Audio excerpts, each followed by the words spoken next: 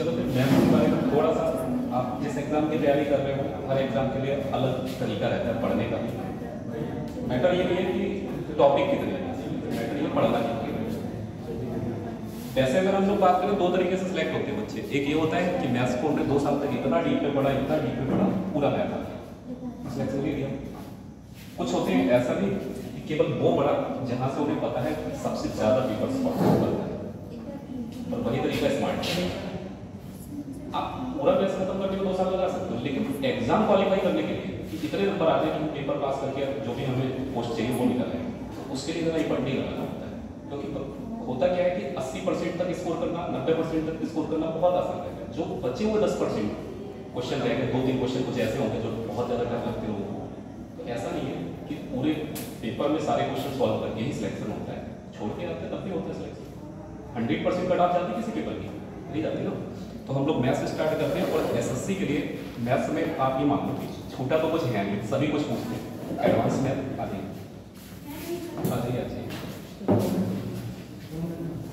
Arithmetic advance math का कोई भी ऐसा टॉपिक नहीं है जो एसएससी नहीं पूछता है।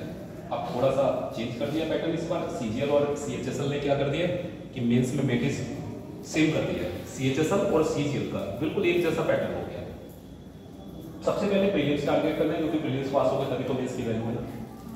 प्रीलिम्स में आपके 100 क्वेश्चन रहते हैं, आपको पता होगा 25-25 क्वेश्चन 4 पार्ट होते हैं, मैथ्स, रीजनिंग, जीएस और इंग्लिश।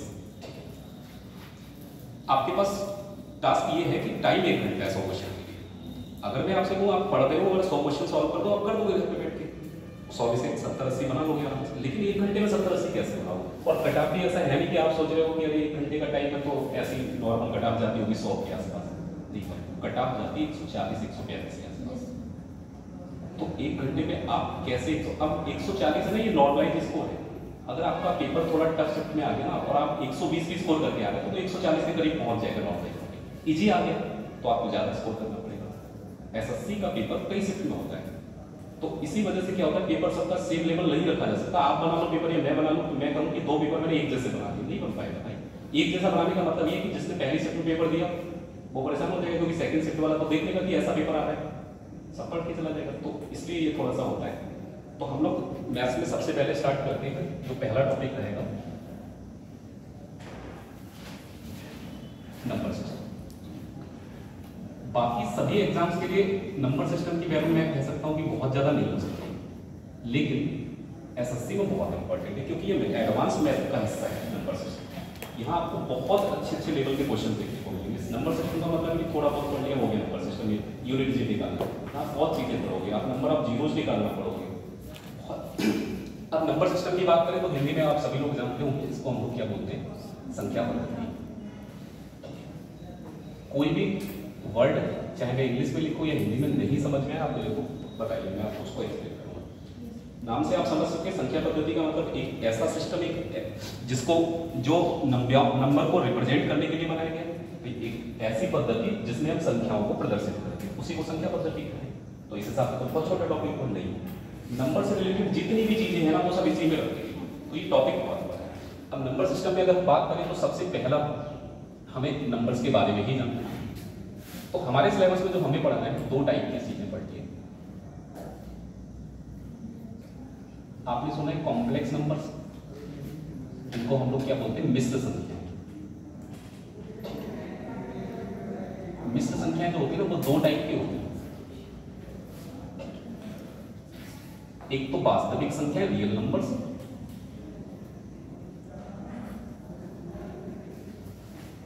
और दूसरा हमारे पास काल्पनिक संख्या इमेजिनरी नंबर्स। एक बात मैं आपसे कंफर्म करूं, क्या इसमें कोई सीबीएसई बोर्ड वाला बच्चा भी है? सीबीएसई बोर्ड भी है लेकिन इंग्लिश मीडियम का। हाँ, मतलब इंग्लिश मीडियम वाले को ही मेरा मतलब था। तो मतलब आपको जो टर्म चाहिए वो इंग्लिश में चाहिए, इसलिए मैं आपसे कहता हूं। अगर सभी लोग होते यूपी बोर्ड के हिंदी मीडियम के तो मैं उस तरीके से कहता। ठीक है, वास्तविक संख्याओं को हम लोग क्या बोलते हैं, रियल नंबर्स। काल्पनिक संख्याओं को हम लोग बोलते हैं इमेजिनरी नंबर्स।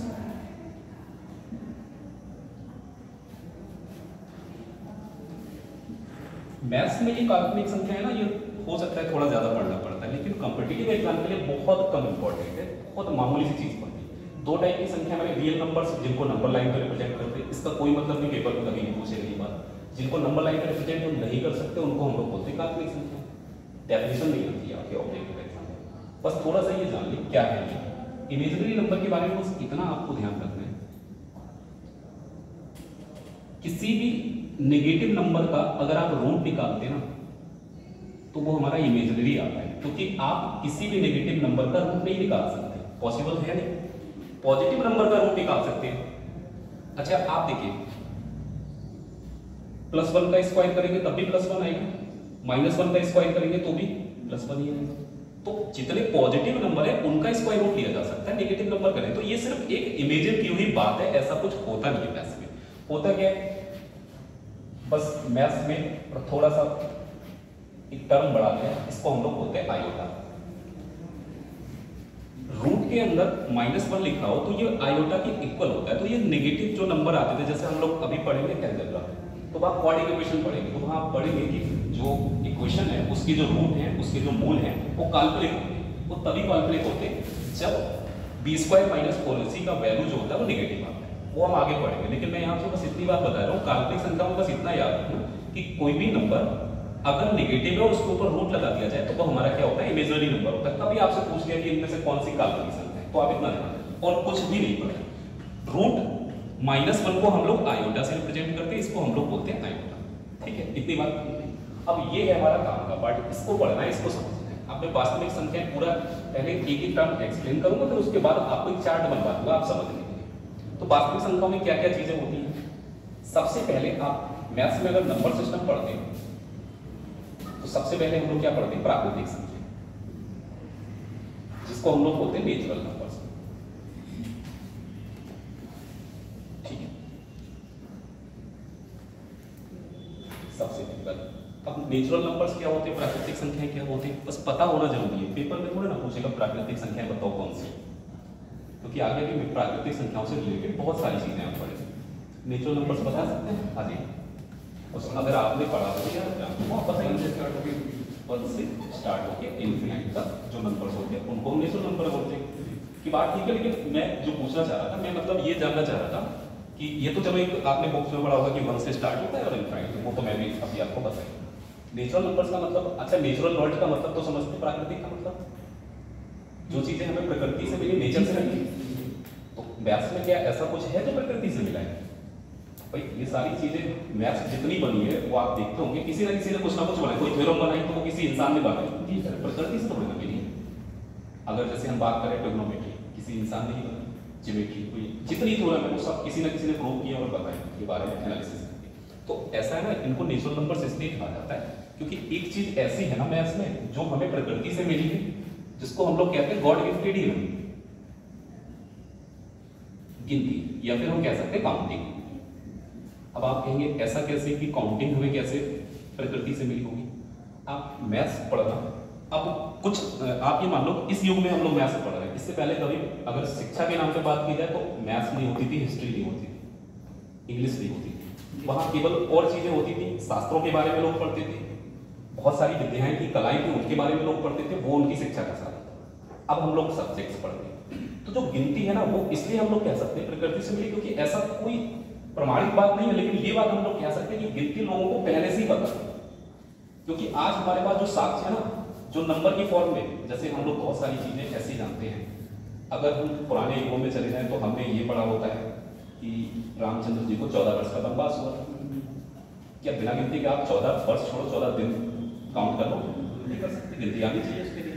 या फिर रावण के 10 सिर थे, उस समय तो हम ये भी जानते हैं कि ऐसा भी नहीं था कि चलो उसका कोई पिक्चर मिल गया कि अब हम गिन लेंगे कि इसके 10 सिर हैं, कहा गया था ऐसा।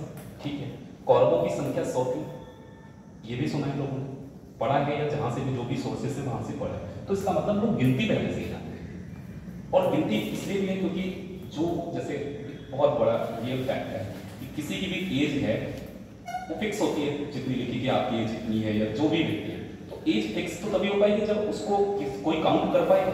गिनती पहले से ही थी। अब गिनती पहले से थी, गिनती आप बताइए कहां से स्टार्ट करेंगे? 0 से स्टार्ट कर सकते गिनती क्या? काउंटिंग तो 1 से स्टार्ट होती है, इसीलिए 1 से लिया जाता है। 1 के बाद 2, 2 के बाद 3, 3 के बाद 4, ये ऐसे ही चलता रहेगा। अब धीरे धीरे ये चीजें हुई, गिनती का क्या कोई एंड है? एंड देखो हमारी कैपेसिटी है। जब हम छोटे थे हमें 10 तक आती थी गिनती, हमें लगता था 10 के आगे होती नहीं, 100 तक सीखे, फिर 100 के आगे नहीं थे हमारे लिए, 200 500 1000 तक सीखे, और अब थोड़ा बड़े हो गए तो हमें पता है गिनती का कोई एंड नहीं, कितनी भी बड़ा हो, जितनी आपकी कैपेसिटी है ना। तो उस नंबर को हम लोग इनफिनाइट क्यों लेते हैं? ये किस्मत इनफिनाइट एक्चुअल में क्या है? एक नंबर जो 9, जो सबसे बड़ा डिजिट है जो हम गिनती में प्रयोग करते हैं, इसको आप रिपीट कर लो, इतना रिपीट कर लो कि इसको पढ़ा ना जा सके, तो हम उसको क्या बोलते हैं? खत्म ही नहीं होने वाला प्रोसेस, कभी काउंटलेस है, मतलब इसको काउंट तो नहीं कर सकते ना इनफिनाइट को, तो इसलिए इनफिनाइट लिख दिया जाता है। एक्चुअल में मैथ्स में इनफिनाइट में इनडिफाइंड का ज्यादा यूज है, जो हम बड़े केसेस में वो आगे अपने डिस्कस कर लेंगे। तो गिनती हमारी 1 से स्टार्ट होती है। अब आगे की बात, इसके बाद हम लोग जस्ट बाद में पढ़ते हैं पूर्ण संख्या। प्राकृतिक संख्याओं में आपको कुछ नहीं पढ़ना, बस ध्यान रखना है गिनतियों को, जो काउंटिंग में नंबर यूज होते हैं उसको बोलते हैं प्राकृतिक संख्या। पूर्ण संख्याओं के बारे में जरा देखिए, इंग्लिश में बोलते हैं हम लोग इसको होल नंबर्स।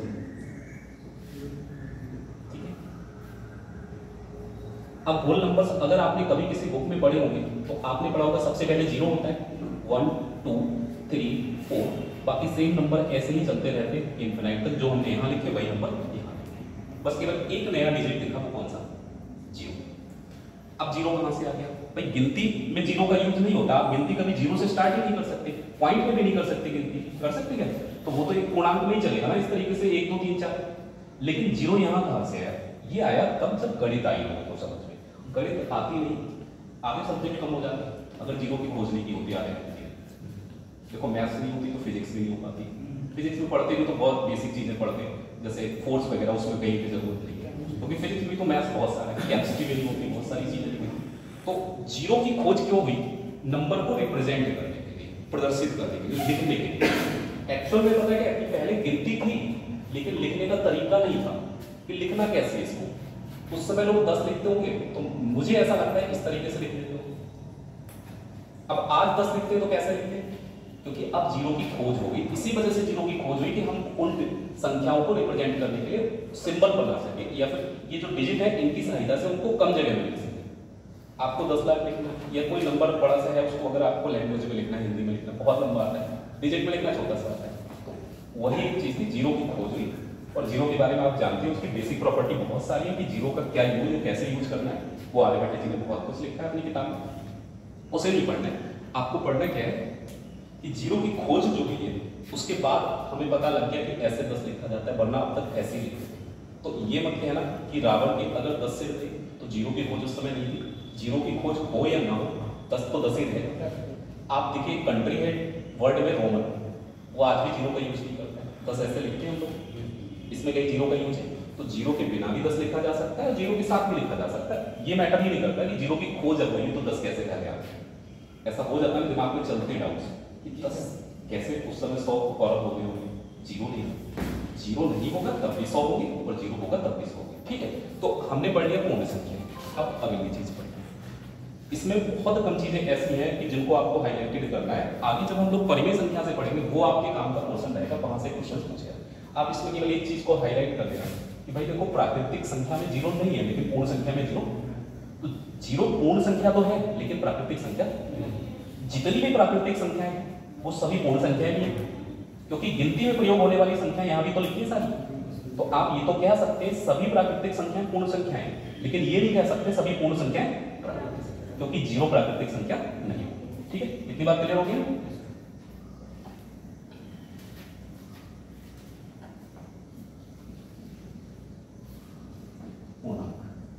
इसको हम लोग बोलते हैं इंग्लिश में इंटीजर्स। अब अगर हम बात करें पूर्णांक क्या है, तो नाम से आप जानते हैं कि कंप्लीट वैल्यू, एक कंप्लीट डिजिट को या कंप्लीट नंबर को हम लोग पूर्णांक कहते हैं। आप उसको पॉइंट में या फ्रैक्शन में नहीं कह सकते पूर्णांक। अब जैसे मैंने लिखा कि 2/5 सारे होगा 2/5 क्या पूर्णांक हो सकता है? बताइए, अगर आप 5 से 2 को डिवाइड करके देखेंगे तो ये 0.4 ही तो है, ये पूर्णांक नहीं है। क्या पूर्णांक? कंप्लीट वैल्यू जो होती है वो हमेशा पॉइंट से पहले लिखा जाता है। अगर मैंने 2.75 लिखा तो इसमें पूर्णांक की बात करें तो सिर्फ कितना है? 0.75 ये कंप्लीट वैल्यू नहीं है, ये एक वैल्यू का पार्ट है। 0.75 जो होता है 3/4 होता है तो इसलिए हम लोग जो पूर्णांक है ना उसमें कंप्लीट वैल्यू का यूज करते हैं, जो हम जैसे यहाँ पर गिनती लिख रहे हैं, नंबर लिख रहे हैं, यही हमारे पूर्णांक होते हैं। बस यहाँ पर कैटेगरी डबल है। अब क्या कैटेगरी, आप पूर्णांक में 3 प्रकार के पूर्णांक पढ़ते होंगे। एक हमारा होता है धन पूर्णांक।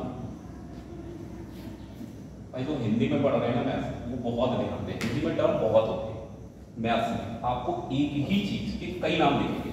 आप पढ़ेंगे प्राइम नंबर सारे, वहां लिखा होगा अभाज्य संख्या, ऋण संख्या, और भी हो सकता है, और तो कोई नाम नहीं देखा।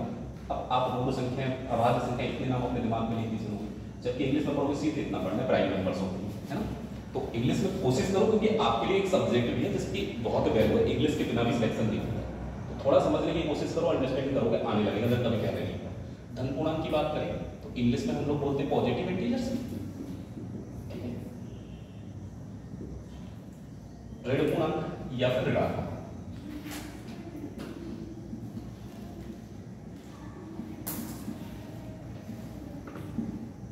ऋण पूर्णांक को हम लोग क्या बोलते हैं, नेगेटिव इंटीजर्स। और फिर एक और पूर्णांक है जिसको हम लोग जीरो या फिर शून्य कहते हैं, ठीक है। ये सभी पूर्णांक, क्योंकि जीरो को भी तो पॉइंट से पहले लिखा जा सकता है, 0.5 भी लिखते हैं। आप अपनी माइंड में सिर्फ इतना सोचिए, पॉइंट से पहले इस नंबर को मैं लिख पाऊंगा तो वो पूर्णांक होगा। दो लगातार पूर्णांक के बीच में डिफरेंस 1 का रहेगा, ये भी पहले, ठीक है। अब मैं इसको जरा नंबर लाइन पे आपको लिख के बता देता हूँ, आप समझ जाएंगे पूरा। आपने नंबर लाइन देखे होंगे तो बीच में 0 होता है, ठीक। पॉजिटिव नंबर्स इसके बाद इस तरीके से लिखे जाते हैं, 1 2 3 4, और ये हमारा ऐसे ही चलता रहेगा आगे infinite, plus infinite. Negative number अगर हम लिखें तो इसके पीछे लिखे जाते हैं -1 -2 -3 -4 -5, ऐसे ही चलता है, ठीक है। अब आप देखो, दो पूर्णांक के बीच में 1 का ही तो डिफरेंस लिखा हो, -2 और -1 के बीच में 1 का गैप है, -1 और 0 के बीच में 1 का गैप है, इसीलिए 0 को लाना पड़ा, क्योंकि अगर हम नहीं लेते 0 को तो इनके बीच में 2 का गैप हो रहा, गैप होना चाहिए था 1 का ही। अब पूर्णांक तो हमने लिखे, आप क्या इस बात को बता सकते हैं कि माइनस में नंबर लाइन में जब ये नंबर लिखते तो उल्टे क्यों लिखे जाते हैं? ये वाले नंबर तो सीक्वेंस में, लेकिन ये सीक्वेंस में नहीं है, ये उल्टा क्रम लिखा हुआ है। ऐसा क्यों हो सकता है? क्योंकि माइनस में इनका जो ऑर्डर है वो उल्टा लिखने का कारण ये है क्योंकि माइनस की छोटी वैल्यू बड़ी होती है। अब अगर हम नंबर लाइन में किसी चीज को लिखते हैं तो एक चीज आप हमेशा ध्यान रखिए, नंबर लाइन पे हमेशा असेंडिंग ऑर्डर यूज किया जाता है बढ़ते का। छोटी वैल्यू पहले होगी और बड़ी वैल्यू। तो अगर हम बात करें यहाँ पर माइनस वाली संख्याओं में तो -1 बड़ा है और -2 छोटा है, -2 बड़ा है और -3 छोटा है, जबकि यहाँ उल्टा है, 2 बड़ा 1 छोटा, 3 बड़ा 2 छोटा। तो ये पॉजिटिव नंबर्स इस तरीके से लिखे जाते हैं, नेगेटिव इस तरीके से। मुझे यहाँ पे जो बात बतानी है वो ये है कि अगर मैं आपसे पूछूं कि -1 सबसे बड़ा या सबसे छोटा धन पूर्णांक है, सबसे बड़ा या फिर छोटा ऋण पूर्णांक है, आप बताइए सबसे बड़ा है या सबसे छोटा है? सबसे बड़ा। हाँ बस ना, क्योंकि -1 देखते हैं ना तो हमें लगता है माइनस में सबसे छोटी वैल्यू है, लेकिन ये सबसे, देखो अगर हम बात करें राइट हैंड साइड में वैल्यू बड़ी है तो सबसे राइट में तो -1 ही है, तो ये सबसे बड़ा ऋण पूर्णांक है ना कि सबसे छोटा, प्लस एक सबसे छोटा है। जितने भी धन पूर्णांक है उनमें सबसे छोटा। अब अगर मैं आपसे पूछूं पूर्णांक में सबसे छोटा और सबसे बड़ा कौन सा होगा, क्या कुछ अंदाजा? जितने भी पूर्णांक होंगे पूरी दुनिया में सबसे बड़ा कौन सा पूर्णांक होगा? कह सकते हैं आप इनफिनिट, लेकिन वो पेपर में नहीं पूछा जाएगा क्योंकि मैंने कहा ना ये काउंटलेस वैल्यू, इसको कोई काउंट नहीं कर सकता, ना कोई यूज कर सकता है इसका। आपसे देखो इनफिनिट से मल्टीप्लाई कर दो, कर पाओगे? नहीं हो पाएगा। तो मैथ्स में इसका रोल सिर्फ समझने के लिए है, कैलकुलेशन के लिए कभी भी नहीं होगा।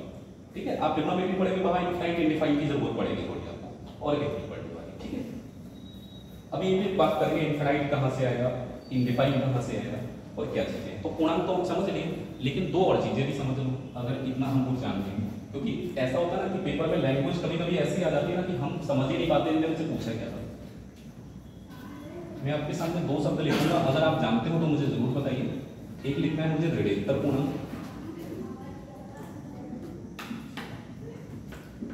और दूसरा लिखना है शून्येतर पूर्णांक।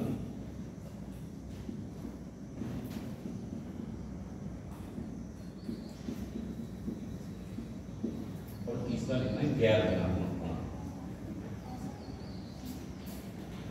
इंग्लिश में अभी मैं पहले मैं हिंदी वालों से जानूँ थोड़ा सा, बताएं ऋणोत्तर पूर्णांक कौन से होंगे, शून्योत्तर पूर्णांक कौन से होंगे और गैर धनात्मक पूर्णांक कौन से।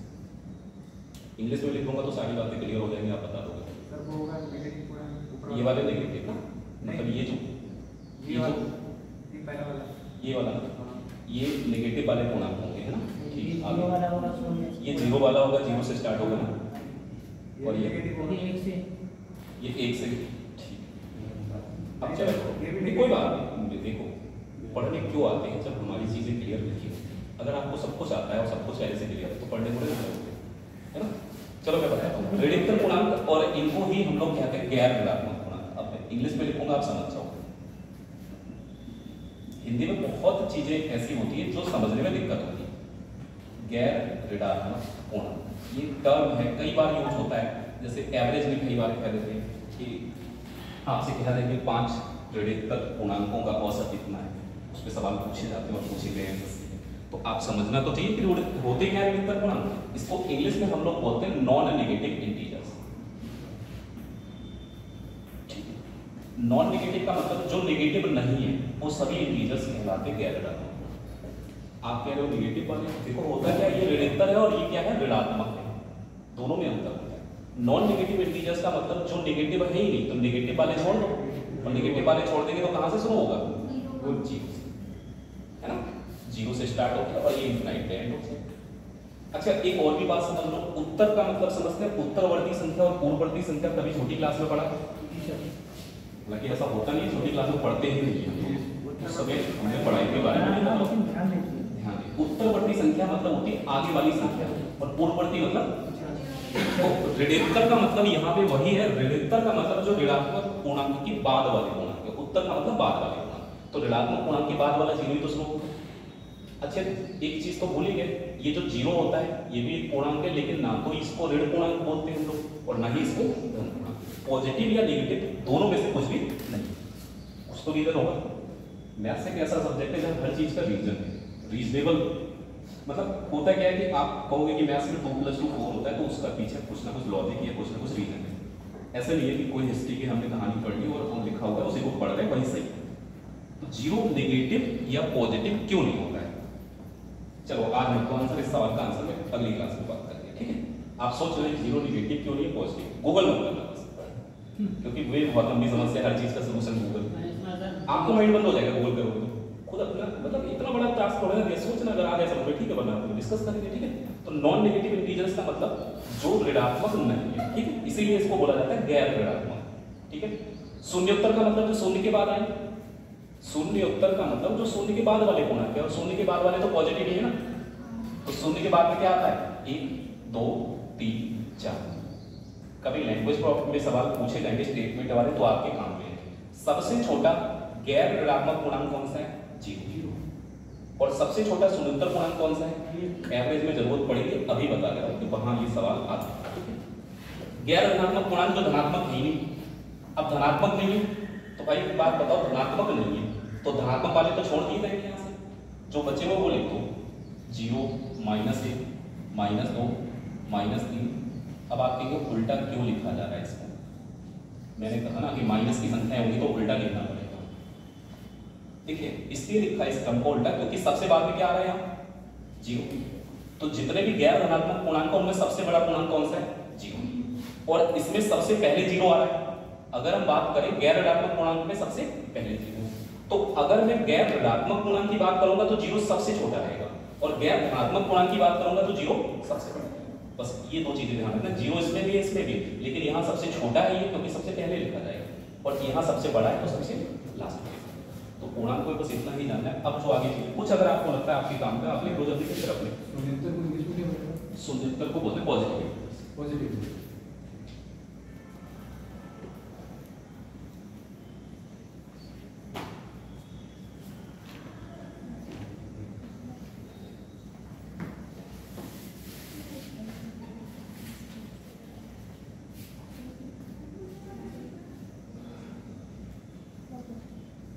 नहीं छापना है, जो आपको आता हो मत लिखना है, मेरा काम सब कुछ पढ़ाना है, जो आपको पहले से पता हो, जरूरी नहीं कि आप होगे भी।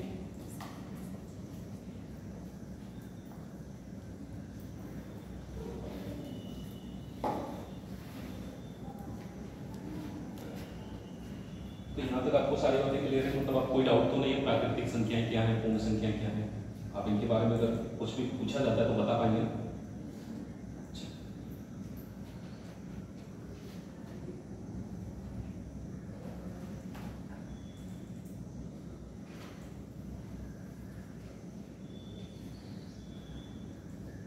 एक छोटी सी बात और आप सुन लो, जो संख्या पद्धति हम मैथ्स में यूज करते हैं उसका नाम है दार्शनिक पद्धति या डेसिमल सिस्टम, है ना? आप कंप्यूटर अगर पढ़े होंगे तो उसमें आपने बहुत सारे सिस्टम, बाइनरी सिस्टम पढ़ा होगा, ऑक्टेट सिस्टम पढ़ा होगा, सारी चीजें रिलेटेड किस बात से करती है, कितने डिजिट का यूज होता है। बाइनरी में 2 डिजिट यूज होती है, ऑक्टेट में 8 डिजिट यूज होती है, और डेसिमल सिस्टम में 10। हमारे पास टोटल 10 डिजिट है, 0 से लेकर 9 तक, उन्हीं के यूज से हम सारी संख्या लिखते हैं, इसीलिए इसको हम दार्शनिक पद्धति कहते हैं। पढ़े ठीक है।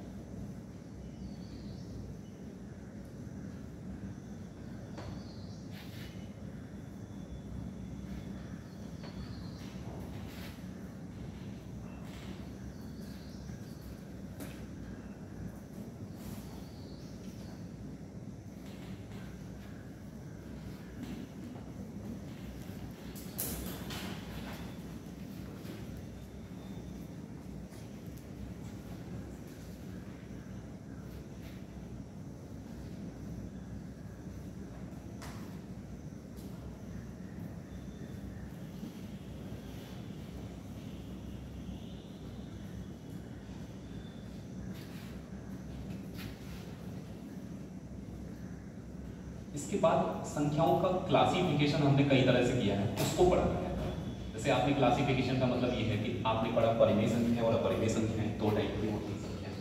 आप पढ़ेंगे भाज्य संख्या, अभाज्य संख्या 2 टाइप की होती है ना? तो जो क्लासिफिकेशन किया है किसी न किसी रीजन पे किया है, कोई रीजन जरूर होगा कि इसको हम इस कैटेगरी में रखना चाहते हैं।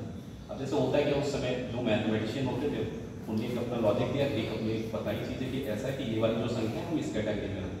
अब है तो बहुत सारी चीजें ऐसी जो अब काम की नहीं रही, आपके पेपर में आती नहीं, जैसे रामानुजन संख्या, मेडसन प्राइम नंबर, पेपर में बहुत कम पूछी जाती है, नहीं पूछी जाती।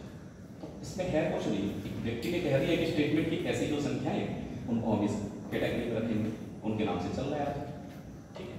परिमेय संख्याओं की अगर हम बात करें, इंग्लिश में हम लोग बोलते हैं रेशनल नंबर्स, ठीक है। और इसको समझना बहुत जरूरी है क्योंकि आपको पता होना चाहिए, यहाँ से तो सवाल बनते हैं अलग अलग। अब रेशनल नंबर में अगर हम बात करें तो सबसे पहले जरा ये समझ लें डेफिनेशन से पहले, इसका एक रूट वर्ड आपको दिख रहा होगा स्टार्टिंग में रेशियो,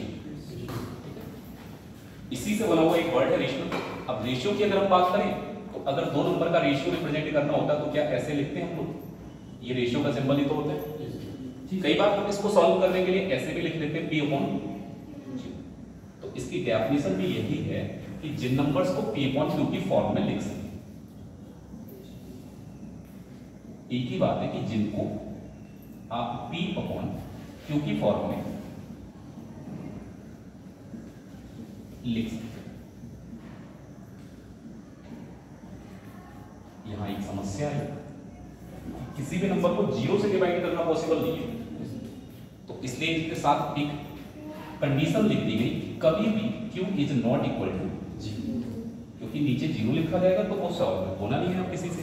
अब 0 के बारे में जरा देखें, कुछ चीजें आपको पता है तो बहुत अच्छी बात है कि अगर आप किसी भी नंबर से 0 को डिवाइड करते हैं, दुनिया का कोई भी नंबर हो, किसी भी नंबर से अगर आप 0 को डिवाइड करते हैं तो आपको पता होगा आंसर कितना आता है, 0। लेकिन अगर किसी भी नंबर को 0 से डिवाइड करते हैं या फिर 0 को 0 से डिवाइड करते हैं तो आंसर क्या आता है, क्या आप बता पाएंगे? ये तो बता पाएंगे, 0 से डिवाइड करते तो आप पढ़ देते हैं इनफिनाइट, 0 से 0 को डिवाइड करेंगे तो क्या आएगा? मैं ऑप्शन देता हूं, इनफिनाइट, इनडिफाइंड, 1 0। इनडिफाइंड की जो खोज हुई है वो इसी लॉजिक से हुई है, तो इसको आप समझ लो, 0 से 0 को डिवाइड करते हैं तो ये इनडिफाइंड कहलाता, ना कि इनफिनाइट। ये जो आप लिख रहे हैं ना, ये सिंबल इनफिनाइट का है, ठीक है, और ये सिंबल जो है वो किसका है? इनडिफाइंड। तो 0 से 0 को डिवाइड करते हैं इनडिफाइंड क्यों आता है, और 0 से डिवाइड करते हैं तो इनफिनाइट आता है। बहुत सिंपल से लॉजिक है, एक बार ये समझ जाओ। 7 से मैंने 0 को भाग किया, डिवाइड करने के लिए तो आपको पता है यहाँ 0 आएगा तभी तो आप इसको डिवाइड कर रहे हैं, और 0 तभी आ सकता है, 7 की टेबल में कहीं 0 नहीं आता जब तक आप 7 का मल्टीप्लाई किससे करोगे। तो यहाँ 0 अगर लगा देंगे तो 0 × 7 कितना आ जाएगा, डिवाइड हो गया। अब उल्टा लिखा मैंने, 0 से डिवाइड किया मैंने 5 को। आप मैक्सिमम कितना यहाँ लगा सकते हो, 9 से ज्यादा टेबल नहीं लगा सकते, डायरेक्ट 10 नहीं लगाते ना डिवाइड। तो 0 9 का मल्टीप्लाई करके यहाँ लिख दो, कितना आएगा भाई, 0 की टेबल में चाहे 9 लगा दो तब भी 0 ही तो रहेगा, बचा कितना 5 बचा। प्रॉब्लम तो सॉल्व नहीं हुई, फिर आप 9 लगा लो, फिर से कितना बचा। क्या ये प्रॉब्लम सॉल्व होने की है? आप 9 बार यहाँ लगाते रहो और यहाँ 0 आएगा और फिर 5 बच जाएगा, तो ये तो प्रॉब्लम नहीं सॉल्व होने की, यानी कि 9 9 9 रिपीट होता रहेगा, और इसको हम कह सकते हैं कि ये काउंटलेस हो गया, नहीं काउंट होगा किसी से। और 9 को रिपीट करके लिखा जाता है, तो यही नंबर मैंने अभी थोड़ी देर पहले बताया था, इसी को क्या बोलते हैं, एक तरह 0 से 0 को डिवाइड करना बहुत बड़ा टास्क है। कैसे डिवाइड करोगे, डिवाइड तो कर लोगे, मैं कहूं यहां पर मुझे 0 चाहिए, तो मुझे एक बात पता है कि 0 को चाहे मैं 1 से मल्टीप्लाई करूं, चाहे मैं 2 से मल्टीप्लाई करूं, चाहे 3 से मल्टीप्लाई, दुनिया की किसी भी नंबर से 0 की मल्टीप्लाई करेंगे रिजल्ट क्या आता है 0। तो मैं 1 लगाऊंगा तब भी 0 आएगा, 2 लगाऊंगा तब भी 0 आएगा, 3 लगाया जाए तब भी क्या आएगा, मतलब कोई एक निश्चित उत्तर नहीं दे सकते इसका। इसीलिए हमने इसको इनडिफाइन कह दिया, अपरिभाषित, क्योंकि उत्तर इसका एक नहीं है, आप अनेक उत्तर कह सकते हैं। आप 3 लगा के भी यहाँ 0 ला सकते हो, 4 लगा के भी 0 ला सकते हैं, तो इसीलिए हमने इसको बोला अपरिभाषित। आते हैं निकाल के वापस P/Q की फॉर्म में लिख सकते हैं, तो जो P/Q की फॉर्म में डायरेक्ट आपको दिख जाए तो वो तो हमारा परिमेय संख्या है ही। अगर P/Q की फॉर्म में कोई नंबर लिखा हुआ है तो वो तो परिमेय संख्या है ही। जैसे आप कई बार देखते हैं मैथ्स में, तो आप जरूर देखेंगे इस वैल्यू को तो भूल ही नहीं सकते, 22/7 क्या है। और भी बहुत सारे फ्रैक्शन देखोगे, मैंने लिखा 4/5, चाहे इसको माइनस में लिख लो उससे भी कोई फर्क नहीं पड़ने वाला,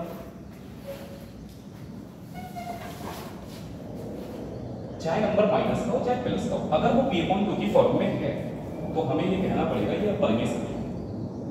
अब P/Q की फॉर्म में लिख सकते हैं, ये क्यों लिखा है इन्होंने, इसके कुछ ऐसे भी नंबर है जो दिखते नहीं है P/Q की फॉर्म, लेकिन वो बदल के लिखे जा सकते हैं P/Q की फॉर्म, यानी उनको फ्रैक्शन में बदल सकते हैं।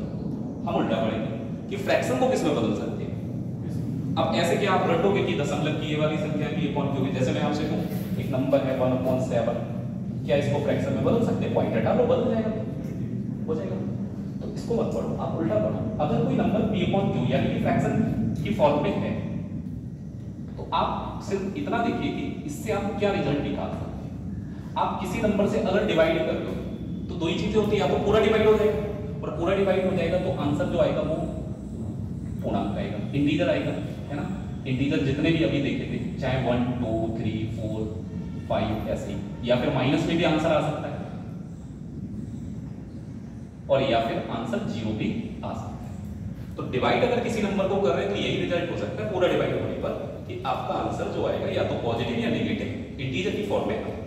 अच्छा डिवाइड नहीं होता फिर आप क्या करते हो, जैसे पूरा डिवाइड नहीं हुआ रिमाइंडर बच गया, क्या करते हो, पॉइंट लगाते हैं। इसका मतलब ये है कि जब पूरा डिवाइड नहीं हो रहा होगा, रिमाइंडर यानी शेषफल बचेगा, तो आपका उत्तर जो आएगा वो किस फॉर्म में आएगा, दशमलव की फॉर्म में, डेसिमल की फॉर्म में। अब दशमलव की फॉर्म में भी दो कैटेगरी में डिवाइड हो जाएगी ये दोनों चीजें। कभी कभी क्या होता है कि हम डिवाइड कर रहे होते हैं और पूरा डिवाइड हो भी जाता है, जैसे हमने 4 से 3 को डिवाइड कर दिया, ऐसे तो डिवाइड नहीं होगा, पॉइंट लगाना ही पड़ेगा, 0 बढ़ाएंगे, ठीक है 28 हो गया, फिर 0 बढ़ा के पूरा डिवाइड हो गया। तो ये जब पूरा डिवाइड हो जाता है ना जहां पे जाके, तो इसको हम लोग बोलते हैं शांत दशमलव या टर्मिनेट, ठीक है, इसको बोलते हैं शांत दशमलव। इंग्लिश में हम लोग बोलते हैं टर्मिनेटिंग डेसिमल। मतलब सीधा सा ये है कि अगर पूरा डिवाइड हो गया तो वहीं पे कहानी खत्म हो जाएगी, इसीलिए हमने इसको क्या बोल दिया, शांत। टर्मिनेटिंग का मतलब जहां पर जाके टर्म एक जगह पर फिक्स हो गया। अब इसके आगे लिखोगे तो सिर्फ 0 लिख सकते हो और कुछ पॉइंट की बात, 0 आगे बढ़ाने से कोई फर्क पड़ना है, कितने भी 0 बढ़ा लो कोई फर्क पड़ जाएगा, तो इसको बोलते हैं टर्मिनेटिंग डेसिमल। अब जैसे कुछ एग्जांपल लिख लेते हैं जो परीक्षाओं में बार बार पूछे। 3.14 सुना है मैथ्स में, सुना होना चाहिए सर, और ये भी पाई की जगह पे सुना होगा। 1.732 सुना है, √3 की जगह पे यूज कर लेते हैं हम लोग, 1.414 भी यूज करते हैं √2 की जगह पर। ये पेपर में आए हुए एग्जांपल से इसलिए बात कर रहा हूँ। आप इनको √3 मत मानना भी। आप ये बताओ ये शांत दशमलव है क्या? पहचानोगे कैसे ये शांत दशमलव है? कैसे पहचान रहे? कुछ तो दिमाग लगाएंगे ना, कैसे पहचानोगे? कुछ नहीं करना है, पॉइंट के बाद अगर डिजिट गिन लो, जैसे यहाँ 2 डिजिट है, समझ लो शांत दशमलव। यहाँ कितने डिजिट? 0 नहीं गिनना होता है क्योंकि 0 से कोई फर्क नहीं पड़ता है। यहाँ भी 3 डिजिट, तो ये शांत दशमलव है। पॉइंट हटाओगे, 0 बढ़ाओगे, नीचे P/Q बन जाएगा। ठीक है। अब अगर पूरा डिवाइड नहीं भी होता है ना कभी, जैसे आप 4 को डिवाइड करना कभी 3 से, आपकी कॉपी भर जाएगी। आप पॉइंट लगा सकते हो, और कुछ तो है नहीं विकल्प, 0 लगाओगे। 3 का 3 बार, फिर 3 का 3 बार। अब बताओ क्या ये प्रोसेस कभी खत्म हो पाएगी? एक बचेगा, 0 लगाओ, फिर 3 बार लगाओ। तो अब ये क्या है, ये रिपीट होना शुरू हो जाएगा। अगर पूरा डिवाइड नहीं हो रहा है दशमलव के बाद, तो ये कंफर्म है, फिर वो डेटा रिपीट होगा, जिसको हम लोग हिंदी में बोलते हैं आवर्त दशमलव और इंग्लिश में बोलते हैं रिंग डेसिमल।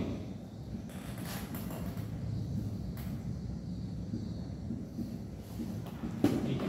आवर्त दशमलव कैसे लिखा जाएगा? अब जैसे पेपर में आएगा तो या तो ऐसे लिख देंगे, ये 3 रिपीट होगा तो ऐसे डॉट डॉट डॉट बनाओगे।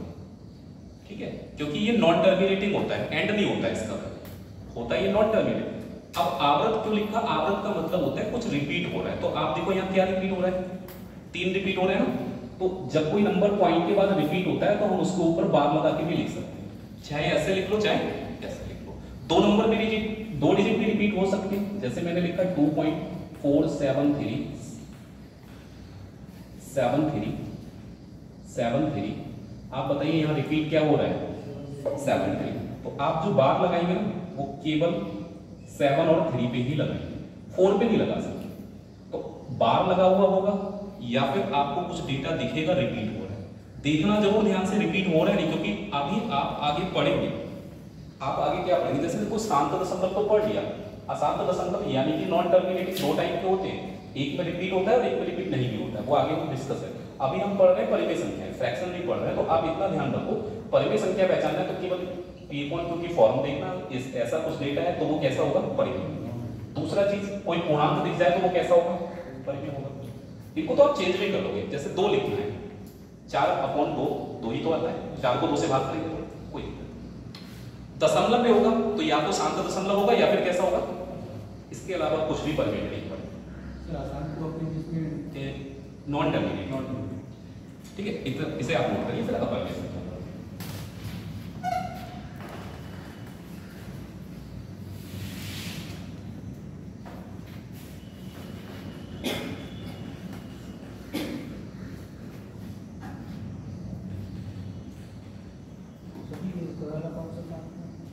क्या चीज? ये मैंने ये बोला P/Q की फॉर्म में लिख सके, तो ये P/Q की फॉर्म में ऑलरेडी अच्छा, ये is not equal to, Q 0 के बराबर नहीं है। जैसे इक्वल को कैसे लिखते हैं? इस तरीके से इसको क्रॉस कर देते तो इज नॉट इक्वल हो जाता है। ठीक है। और सर जी जैसे आपने अभी भी बताया था 4 से गुणा डिवाइड किया था 30 को, तो उसमें आगे तक वो तो पूरा हो गया था ना। हाँ, वो शांत दशमलव होगा, लेकिन मैंने पॉइंट क्यों लगाया?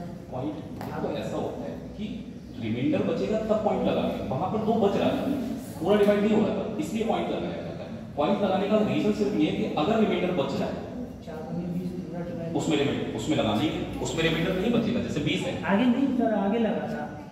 जैसे 30 है, ठीक है, आप ये कहना चाह रहे हो अगर मैं 4 से इसे डिवाइड करूंगा तो 4 का 7 बार 28। हाँ जी ठीक है। आप ये कहना चाह रहे हैं यहाँ पे पॉइंट लगा देंगे, मैंने यहाँ 3 लिखा था और फिर पॉइंट लगा के 0 बढ़ाया, इसलिए आपको कंफ्यूजन हो रहा होगा। किसको? पाई/0 को 5/0 हाँ बिल्कुल इंडिफाइन कह सकते हैं इसको, क्योंकि दोनों ही ऐसे कह लो एक कांस्टेंट। देखो 0 से आप किसी नंबर को जैसे डिवाइड कर रहे हैं, तो अगर वो नंबर इस तरीके का है, जैसे कोई नेचुरल नंबर है या कोई ऐसा नंबर है जिसको आप काउंट करना है, तब तो आपका 0 से डिवाइड करके क्या आता है? इनफाइनाइट आता है। लेकिन अगर कोई ऐसा नंबर है जैसे 0 है या फिर कोई ऐसा नंबर है 5/0 लिखेंगे तब भी आपका क्या है? हाँ,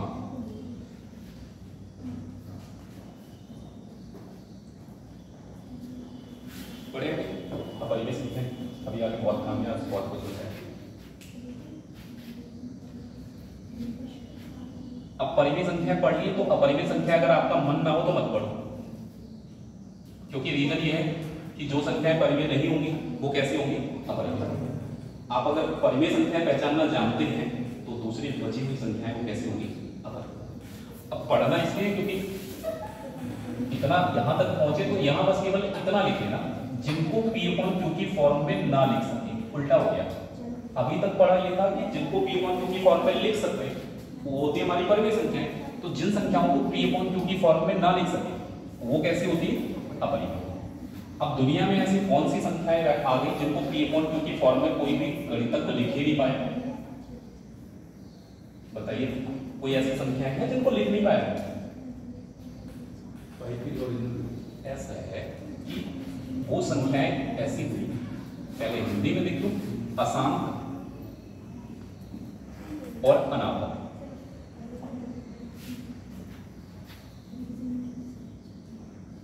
या फिर आप कह सकते हैं नॉन टर्मिनेटिंग और नॉन डिविजिबल।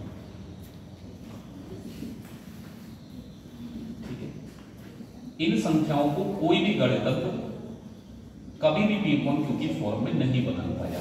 जैसे होती कैसी है संख्या, जरा थोड़ा सा आप एग्जांपल जान लो। जैसे मैंने लिखा 3.106253984, मतलब रैंडमली कुछ भी आता जाए जिसका कोई पैटर्न नहीं है, कुछ रिपीट नहीं हो रहा है, कुछ भी नहीं पता है, आप डॉट डॉट डॉट ऐसे चल रहा है। आप मुझे ये बताओ कि इसमें क्या कुछ नंबर रिपीट हो रहा है, मतलब कोई भी पैटर्न या कोई भी डेटा रिपीट हुआ है। जैसे आपको 1 के बाद 0 फिर 6 आगे भी कहीं आया, यहाँ 6 के बाद 2 आया, लेकिन यहाँ 6 के बाद कितना आया, कुछ रिपीट नहीं हुआ, मतलब बार लगा के सॉल्व नहीं कर सकते। अच्छा ये भी नहीं कर सकते, पॉइंट हटा लो, पॉइंट हटाएंगे तो डिजिट गिनोगे तभी तो नीचे 0 बढ़ाओगे, 0 नीचे बढ़ाओगे कितने, इसका तो एंड है ही नहीं। तो इसीलिए इनको कभी भी P अपॉन Q की फॉर्म में कभी कभी डायरेक्ट एग्जांपल पूछ लेता है, आपसे कहेगा कि इनमें से अपरिमेय संख्या कौन सी है, तो आपको कोई एक ऐसा डेटा दे देगा। लेकिन उसके अलावा भी कुछ चीजें हैं। आप जब स्क्वायर रूट यानी वर्गमूल निकालते हैं तो इस बात का ध्यान रखना, जिन नंबर्स का वर्गमूल निकालते हैं, जैसे 1 का स्क्वायर रूट वर्गमूल जो होगा, चलेगा ये कैसे,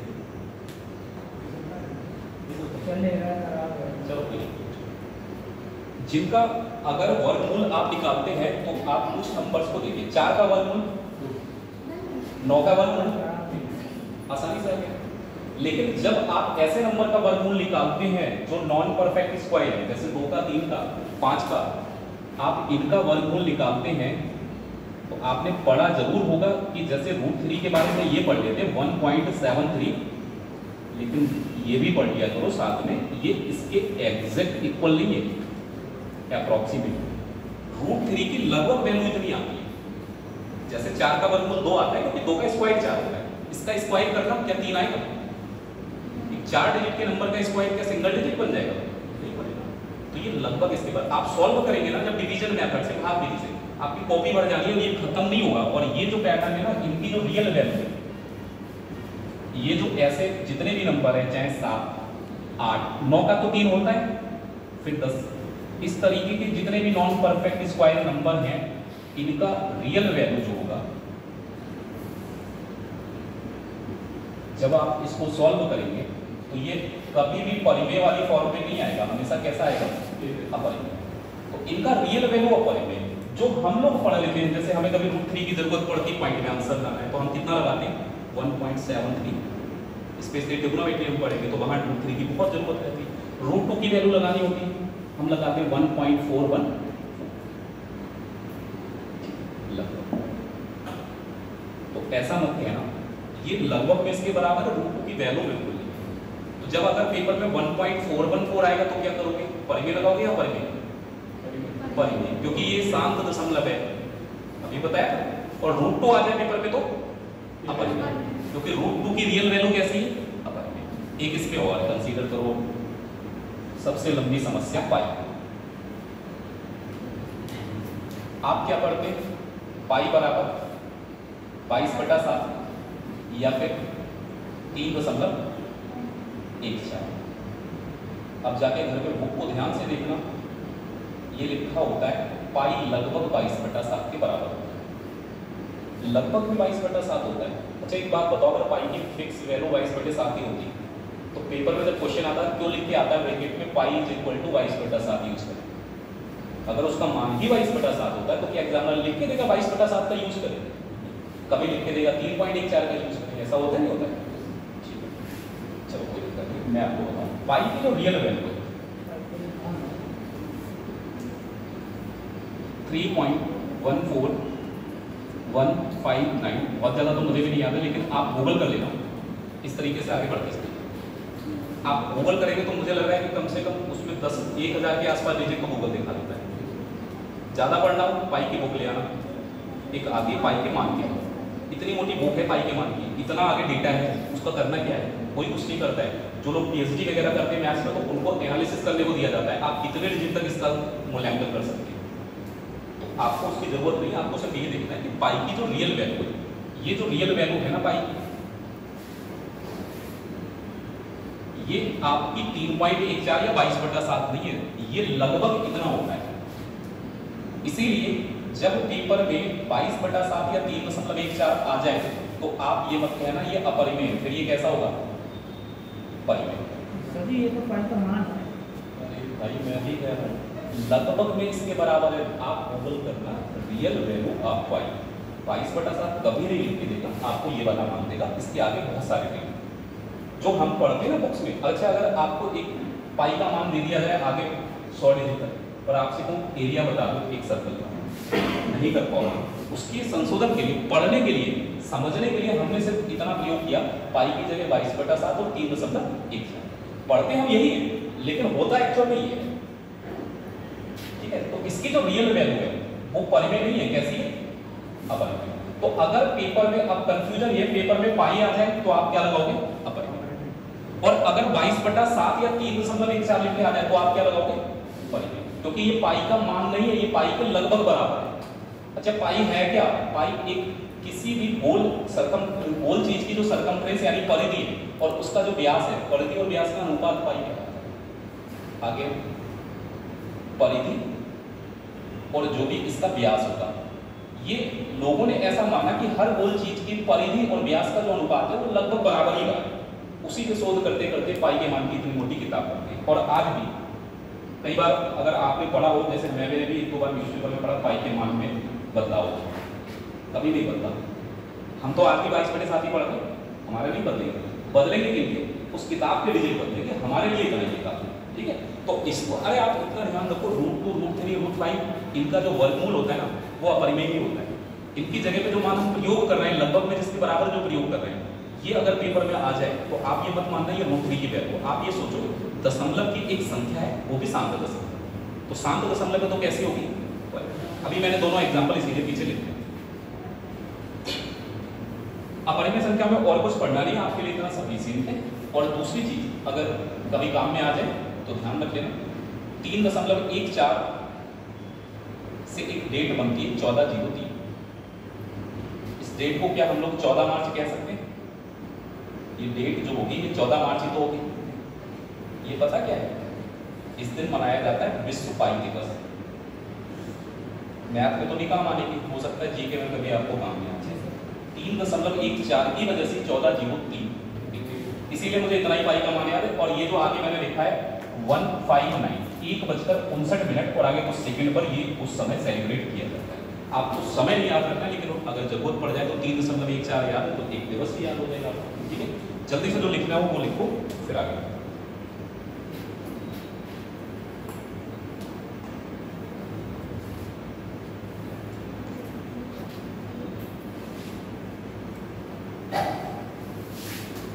सबसे बेकार जो सबसे बोरियत वाला टॉपिक है नंबर सिस्टम, क्योंकि ज़्यादातर लोगों को लगता है हमने सब पढ़ा है, और एक्चुअल बात है जो कंपटीशन में आता है वो तुमने अभी उतना नहीं पढ़ा है जितनी से बोलते हैं। नंबर सिस्टम इसलिए थोड़ा सा होता है, कोई नया चीज़ पढ़ रहे होते ना तो इंटरेस्ट आता है। अब जैसे होता है आकर देख सकते हैं, अरे भाई को लिखना है 1-2-3 बोल तो मेरे बचपन से पढ़ा है, लेकिन मुझे पता है कि क्या तुमने नहीं पढ़ा है।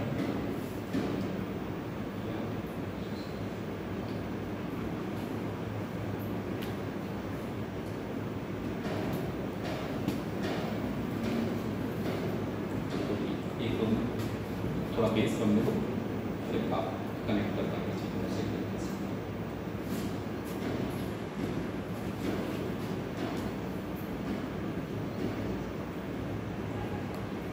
किसी ने सिलेक्शन ले रहे हैं, फैक्ट है, केवल मैथ पढ़ने से सिलेक्शन नहीं होगा, केवल रीजनिंग पढ़ने से नहीं होगा, केवल इंग्लिश पढ़ने से भी नहीं होगा, सारे सब्जेक्ट एवरेज पढ़ो, जिससे कि कभी ये डर ना लगे कि अगर ये नहीं कर पाए तो फिर क्या करें।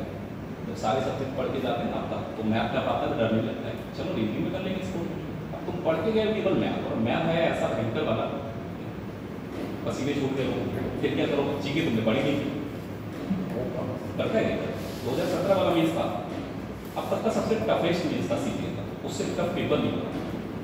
ऐसे ऐसे सवाल आए थे ना टेक्नोमेट्री में, लोगों ने करना छोड़ो, कभी देखे नहीं, उनकी शकल नहीं देखी कि ऐसे भी कोई सवाल होते टेक्नोमेट्री।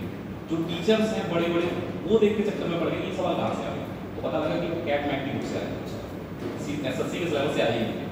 अब था क्या, गुस्से वाली बात थी, पेपर हुआ तभी, तो भी एग्जाम हुआ, और जब भी एग्जाम होता है तो पेपर टफ आता है।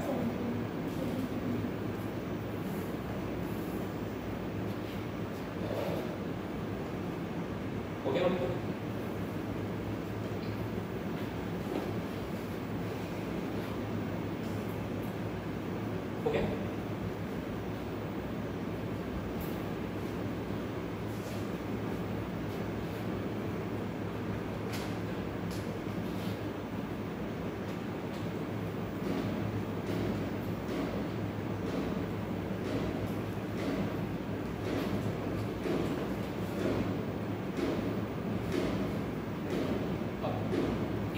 कैटेगरी में और देखते हैं अभाज्य संख्या सुनी है आप लोग, इन्हीं को हम लोग बोलते हैं रूढ़ संख्या, और इंग्लिश में आप इनको कह सकते हैं क्या चीज, प्राइम नंबर्स। कोशिश ये करिएगा प्राइम नंबर से इसको समझ लें। जल्दी से आप में से अगर कोई इसकी डेफिनेशन बताना चाहें, अगर पता है तो बता दीजिए। पढ़ा सबने, ये तो आप कह ही नहीं सकते कि हमने पढ़ा हुआ। अब आधी संख्या तो बड़ी होगी कभी ना कभी, जो खुद से और अपने आप से, मतलब एक से और अपने आप से, ठीक है, काफी हद तक 90% सही हो, आप 10% अलग, क्योंकि ऐसी संख्या है जो एक्सेप्शन बन जाएगी बात के लिए। या तो आप ये बोल दो एक को छोड़कर, क्योंकि एक बताइए खुद से डिवाइड होती है, और एक से डिवाइड एक से भी होती है, लेकिन फिर भी अभाज्य नहीं। ये खुद के और एक के अलावा दुनिया में किसी और संख्या से कटती है, लेकिन ये अभाज्य नहीं। तो थोड़ा सा इसमें अपडेट करो आप इस बात को, कि आप ये पढ़ो जिनके ओनली दो भाजक या फैक्टर, मतलब दुनिया में तो केवल दो संख्याओं से कटे, ना दो से कम ना दो से ज्यादा। इसीलिए मैंने ऑलरेडी लिखा कि अब ये कंपलसरी है कि दो संख्याओं से ही कटनी चाहिए, ना दो से ज्यादा से ना दो से। अब हम आपको डिफाइन करके बता सकते हैं। देखिए एक किससे कटेगा, एक से। इसके पास दो फैक्टर हैं क्या, नहीं है, एक ही तो फैक्टर है, ये केवल एक ही नंबर से कट रहा है। होने कितने चाहिए, दो किससे कटेगा, एक से दो से, तीन हमारा एक और तीन से, चार हमारा एक से भी कट जाएगा, दो से भी कट जाएगा, और इसके दो से ज्यादा हो गए। तो ना तो ये अभाज्य संख्या है ना ही ये अभाज्य संख्या है, दो अभाज्य संख्या है क्योंकि इसमें दो ही संख्याओं से डिवाइड हो रहा है, तीन अभाज्य संख्या है क्योंकि इसमें भी कितनी संख्याओं से डिवाइड हो रहा है, दो ही संख्याओं से डिवाइड हो रहा है। चार नहीं है क्योंकि ये दो से ज्यादा संख्याओं से डिवाइड हो रहा है, फिर पांच आ जाएगा, ऐसे ही आगे चलता रहेगा, वो तो सब ये समझना है। तो अब आपको समझ में आया कि दो भाजक होने चाहिए। अच्छा, दुनिया में अगर दो भाजकों की बात करें तो हर संख्या के दो भाजक तो होते ही, एक तो एक, और दूसरा ये है कि अपने आप से जरूर कटेगी। लेकिन ये गिनती में दो तभी हो सकते हैं जब दोनों अलग अलग, क्योंकि एक के केस में ये हो गया कि अपने आप से डिवाइड करोगे तब भी एक से डिवाइड करना है, और एक से डिवाइड करना है तब भी एक से करना है, तो भाजक तो एक ही रहा, दो नहीं हो पाए भाजक, इसलिए ये थोड़ा एक्सेप्शन में फंस गया। तो भाजक गिनती में दो होने चाहिए। कटेगा वो बात की बात सही है कि अपने आप से कटेगा या फिर एक से। दुनिया की ऐसी कोई संख्या है ही नहीं जो एक से ना कटे, है कोई संख्या? आपको लगता है कोई संख्या ऐसी जो एक से ना कटे? सारी संख्या एक से कटेगी, अपने आप से जरूर कटेगी। तो इसलिए दो भाजक होंगे ये, इसके अलावा किसी से। सबसे छोटी अभाज्य संख्या कौन सी होगी? फिर दो, फिर तीन आएगा, 5, 7, 11, 13, 1 से लेकर 100 तक की एक भी अभाज्य संख्या आपके लिए जरा सा भी डाउट नहीं होना चाहिए। एवरेज में सवाल आ जाएगा, कहेगा 50 और 80 के बीच की अभाज्य संख्याओं का औसत निकालिए। आपसे कह देगा कि शुरुआत की 10 अभाज्य संख्याओं का औसत कितना होगा, तो पता होनी चाहिए तभी तो औसत निकालो। 13, फिर उसके बाद 15 तो 5 से कट जाएगा, 17, 19, 21, 3 से कटेगा 23, 23 के बाद 29, 31, 37, 37 के बाद 41, 43, 47, उसके बाद 53, 53 के बाद 59, 59 के बाद 61, 61 के बाद 67, 67 के बाद 71, 73, 73 के बाद 79, 79 के बाद 83, 89 और लास्ट आपका होगा 97। ये आपके 1 से लेकर 100 के बीच में प्राइम नंबर्स होंगे और इनको ध्यान रखना ही रखना है, कभी नहीं भूलना है। कभी भी आपसे कुछ भी इनके बारे में पूछ सकता है, आपसे सिर्फ इतनी बात भी पूछ लेगा कि 50 और 80 के बीच में कुल कितनी अभाज्य संख्या है। कई बार ऐसा होता है, मैंने देखा बच्चे अभाज्य संख्याओं की जगह ऑड नंबर निकाला, सिंपल सा क्वेश्चन आया था 1 और 10 के बीच में कुल कितनी अभाज्य संख्या है, विषम संख्या गिन के लगाया। तो वो ऐसा नहीं है, पेपर में बैठते हैं तो प्रेजेंस ऑफ माइंड और कंट्रोल में नहीं होता है हमारे। कब आपसे ये गलती हो जाए 3 × 2 लिखोगे आप और इसके बराबर में आप 5 लिख दोगे, आपको पता भी नहीं चलेगा कब हो गया, घर पे आके पता लगता है। तो इतनी बड़ी बात नहीं है। तो आप ध्यान रखना कि ये आपकी कुल कितनी संख्याएं हैं, 1 2 3 4 5 6 7 8 9 10 11 12 13 14 15 16 17 18 19 20 21 22 23 24 25। ठीक है, कुल 1 से 100 तक जो अभाज्य संख्या होती है वो कितनी होती है। अब ये रटने की भी बात है, पेपर में बैठ के गिन तो पाओगे नहीं, और कहां तक बैठना है ये भी जरूरी है, क्योंकि अभी तक ऐसा था 100-200 तक मैक्सिमम सवाल पूछे। अभी एसएससी सीपीयू जो होता है दिल्ली पुलिस एसआई का पेपर, उसमें पूछा था 1 से 500 तक कितनी अभाज्य संख्या। क्या करोगे, कौन गिनेगा, जिसने पढ़ा होगा वो लगा देगा, जिसने नहीं पढ़ा होगा छोड़ के चला जाएगा, यही हो सकता है।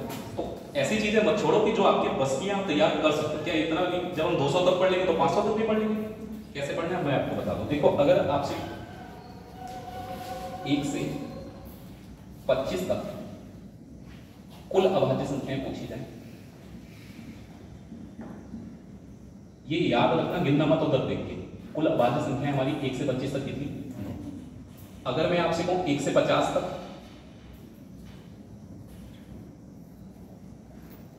कुल अभाज्य संख्याएं हमारी हो जाती 15।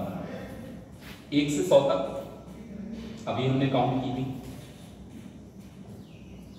1 से 100 तक कुल अभाज्य संख्या हमारे पास कितनी, 25। 1 से 200 तक कुल अभाज्य संख्या हमारी होती है 46। 1 से 500 तक कुल अभाज्य संख्या 95।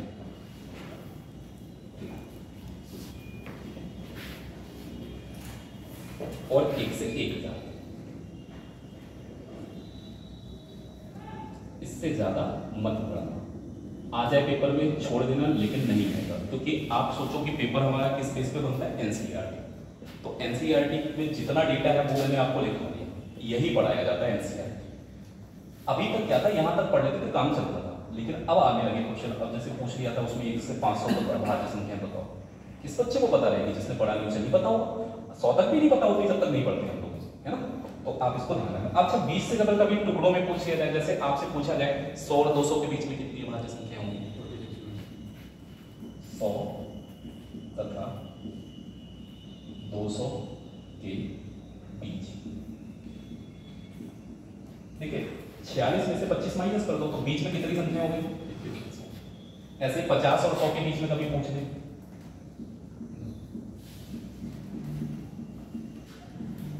तो 50 और 100 के बीच में कुल अभाज्य संख्या कितनी हो जाएंगी, 10 हो जाएंगी। तो इतनी बात समझिए, ये याद करने वाला इसमें कुछ नहीं है, आप लिख लो, इसको पढ़ लेना, एक दो बार आपको याद हो जाएगा। अब आते हैं थोड़ा सा इसका डेटा देखते हैं। ये तो सब चीजें हमने देखी ली। चला ये बताइए, अभी मैंने आपसे कहा सबसे छोटी अभाज्य संख्या बताइए, तो सबसे छोटी अभाज्य संख्या हमारी कौन सी, 2।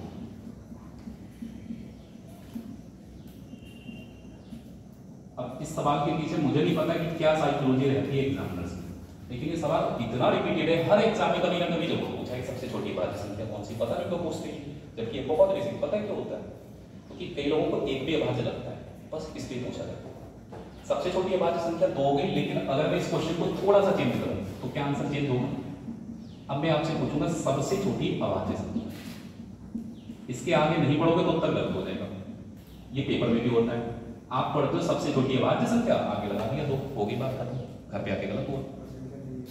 मैं यहां पर लिखूंगा जो विषम हो, यानी कि ऑड, अब 3 हो जाएगा आंसर, क्योंकि 2 एक इकलौता ऐसा नंबर है, 2 एक इकलौता ऐसा नंबर है जो अभाज्य तो है लेकिन उसके साथ साथ इवन है, यानी कि सम है।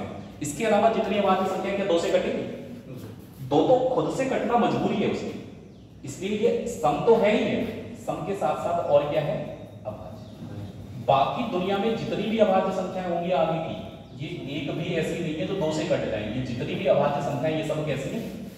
विषम। तो अगर कभी आपसे पूछा जाए सम अभाज्य संख्या कौन सी है, क्या आंसर होगा? 2। और सम अभाज्य संख्या कितनी है? 1। तो ये बात आप समझो, सम अभाज्य संख्या है कितनी? एक ही संख्या है, केवल 2। और अगर पूछा जाए सम अभाज्य संख्या कौन सी है तो आंसर 2 हो जाएगा। ठीक है, आप क्या पूछ सकते हैं छोटी और बड़ी संख्या में? आपको डिजिट का एक वो दे देगा कि 2 अंकों में सबसे छोटी कौन सी है, 3 अंकों में सबसे छोटी कौन सी है, 4 अंकों में सबसे छोटी कौन सी है, ये पूछा जा सकता है। तो कम से कम 5 अंकों तक तो आप इस बात को ध्यान रखिए। मैं आपको एक टेबल बना दे रहा हूं जिससे कि आप एक अंकीय यानी सिंगल डिजिट में, 2 अंकीय, 3 अंकीय,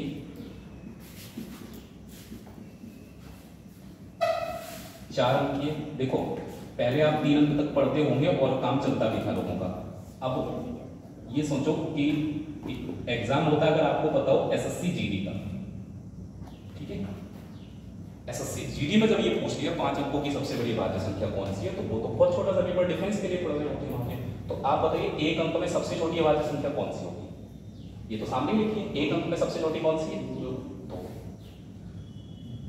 ऐसे 2 अंकों में सबसे छोटी 11, 3 अंकों में सबसे छोटी 101, कोई बात नहीं, अभी हम आगे पढ़ रहे हैं।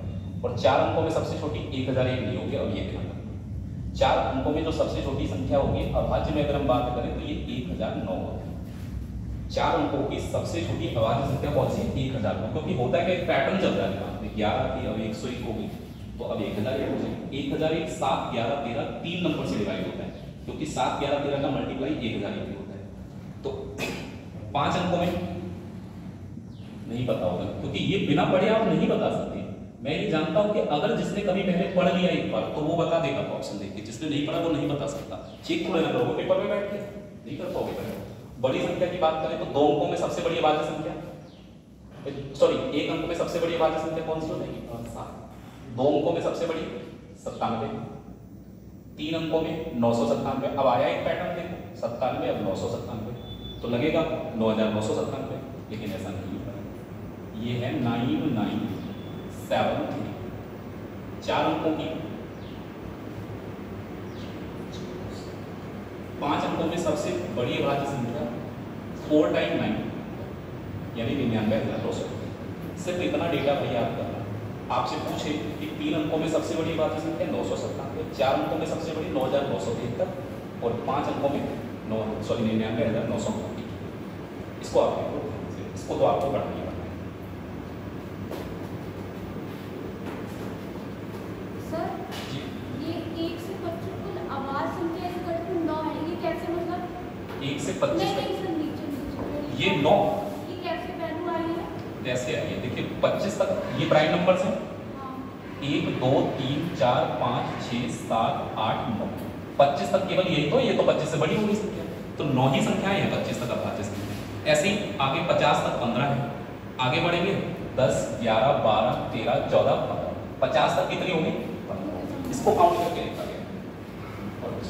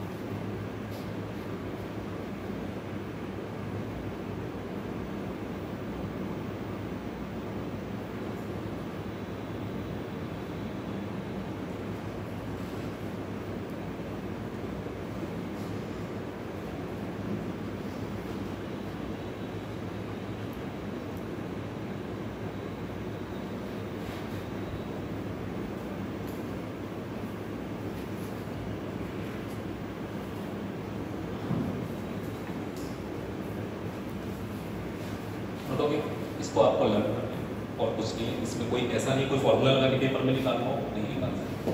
बस एक प्राइम नंबर की एक प्रॉपर्टी मैं आपको और बता देता हूँ।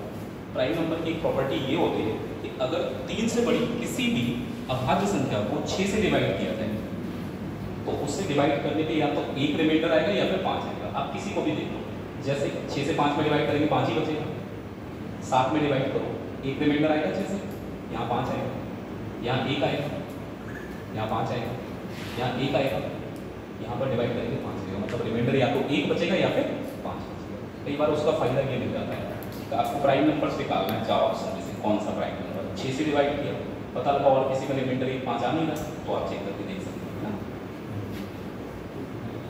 Note okay.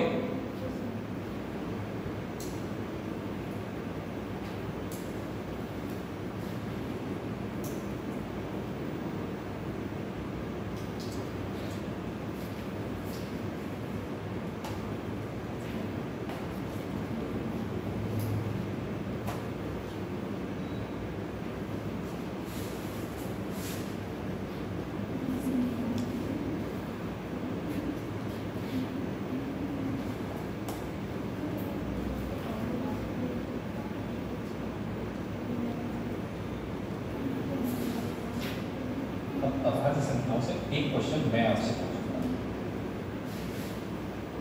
अगर आपके पास जवाब हो पॉसिबल लगता हो तो मुझे ये बताओ दुनिया की सबसे बड़ी अभाज्य संख्या कौन सी होगी? वर्ल्ड की सबसे बड़ी अभाज्य संख्या कौन सी होगी?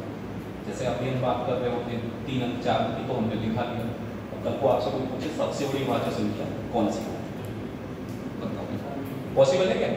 बता पाना? नहीं बता पाओ। उसका रीजन ये है कि अभाज्य संख्या कोई शकल देखते नहीं बनती है, उसकी कंडीशन होती है कि उसके 2 फैक्टर होने चाहिए, चेक करना पड़ता है हर एक नंबर को। तो इस पर रिसर्च चलता है हर ईयर, मैथमेटिशियन अपना काम कर रहे हैं, आगे के नंबर चेक कर रहे हैं किससे किससे कटेगा कटेगा नहीं कटेगा। तो ऐसा होता है, डेटा होता है। अब जैसे आप गूगल करेंगे तो हो सकता है अभी लास्ट टाइम का शायद 2014 या 15 में एक अभाज्य संख्या आगे खोजी गई, तो अभाज्य संख्या खोजी जाती है, कोई बता नहीं सकता कि ये नंबर अभाज्य होगा। भाई 99,991 कोई शकल से थोड़े ना, हमने कहा कि वो कटेगा ही नहीं 2 के अलावा तीसरी संख्या से, इसीलिए तो वो अभाज्य है ना, तो उस पर कभी सवाल नहीं बनेगा। तो ऐसा कभी कोई भ्रम ना पाले कि सबसे बड़ी अभाज्य संख्या लिखाई इसलिए पेपर में आनी है, और ना ही आप गूगल करेंगे तो आपको सटीक आंसर मिलेगा। ऐसे दिखा देगा 2012 के आंकड़ों के अनुसार ये है, 13 के आंकड़ों के अनुसार सबसे बड़ी अभाज्य संख्या, चलता रहता है प्रोसेस। ठीक है, इसके बाद इसका जस्ट उल्टा भाज्य संख्या है, और या फिर हम इनको क्या लिखते हैं, संयुक्त।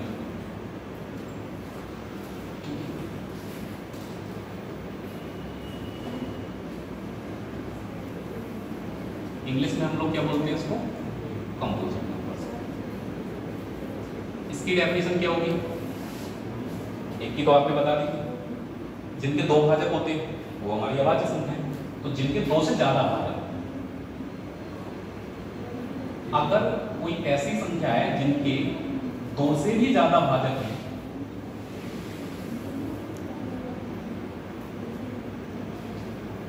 दो से ज्यादा भाजक हो उनको भेजते हैं। अब 2 से ज्यादा क्या, 2 तो कंफर्म ही है, 1 से जरूर कटेगी संख्या, अपने आप से जरूर कटेगी। तो अगर कोई संख्या 1 और अपने आप के अलावा किसी भी तीसरी संख्या से कट जाए तो समझ लो वो संख्या जो होगी वो कैसी होगी, भाज्य संख्या होगी। 1 से अपने आप से तो कटना ही कटना है, उसके अलावा कोई तीसरी संख्या से और कट जाएगी। अभी तक जो अभाज्य संख्या थी वो केवल 2 ही नंबर से तो कटी, तीसरे से। तो ऐसी संख्या हमारी भाज्य संख्या। जैसे अब मैं शुरुआत 1 से इसलिए करूंगा, 1 सिर्फ किससे कटेगा, 1 सिर्फ 1 से ही तो कटेगा। तो क्या इसके 2 से ज्यादा भाजक है, इसके पास तो 1 ही भाजक है। और जब अभाज्य संख्या लिख रहे थे तब भी ये परेशान था क्योंकि इसके पास 2 भाजक थे, 1 ही भाजक था। तो अब 1 को हटा दो आपने, 1 जो है ना तो भाज्य है और ना अभाज्य, क्योंकि भाई ये किसी भी कैटेगरी में आने लायक नहीं है, कंडीशन पूरी नहीं कर पा रहा है। ना तो इसके पास 2 से ज्यादा भाजक है और ना ही 2 भाजक है, 1 भाजक है। तो इसलिए ना तो ये भाज्य रह गया ना अभाज्य रह गया। अब 4 देखो आप, 4 किससे किससे कटेगा, 1 से, 2 से और 4 से। कितने भाजक हैं, 2 से ज्यादा हो गए तो इसलिए ये संख्या कैसी होगी? 6 देखो किससे कटेगा? 1 2 और उसके बाद कितने भाजक हो गए? 4 हो गए। तो 2 से तो ज़्यादा ही है, तो इसलिए इस पर ज़्यादा सवाल आने नहीं, केवल इतनी बात को याद रखेंगे, सबसे छोटी भाज्य संख्या। ठीक है, सबसे छोटी अगर कोई भाज्य संख्या पूछता है तो आप ध्यान रख लेना सबसे छोटी भाज्य संख्या 4। तो उसकी बात 1 से 100 तक कुल भाज्य संख्या है।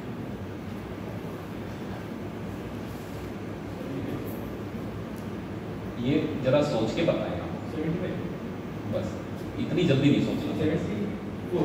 74। रीजन पता है क्या? क्योंकि एक ना तो भाज्य तो 100 संख्या ही कहाँ है, तो 99 रहेगी। 25 अभाज्य संख्या अभी लिखा है। 1 से 100 तक अभाज्य संख्या कितनी है? 100 में से 25 माइनस कर दो, 75 बची। अब एक तो यहाँ पे है ही नहीं, एक को अलग कर दिया गया, तो बची कितनी? 74। और थोड़ा सा ब्रीफ करना चाहो तो ये भी ध्यान रख लेना कि इसमें से सम कितनी है और विषम कितनी है। कभी कभी पूछता है कि आपसे कहेगा 1 से 100 तक विषम भाज्य संख्या, तो 49 नंबर्स तो और इधर होगा 25। 49 संख्याएं सम है इसमें से और 25 संख्याएं कैसी? विषम। 49 क्यों है? जैसे 100 तक टोटल 50 पेयर बनेंगे सम और विषम के, एक सम और एक विषम। 50 में से एक संख्या 2 निकाल दो, 2 अभाज्य है, सम होने के बाद भी वो कैसी? तो 49 बची है सम वाली और बची हुई जो 25 है वो कैसी होंगी? विषम। इसके अलावा यहाँ आपको भाज्य संख्या में कोई सवाल देखने को नहीं मिलते, आप इतना ही लिखें और फिर आगे कोप्राइम अभी आगे बढ़ेंगे, इसके जस्ट बाद वही पढ़ना है। ये अलग है ना कोप्राइम? हाँ ये अलग है, ये कंपोजिट नंबर्स है, वो कोप्राइम नंबर्स अलग चीज है।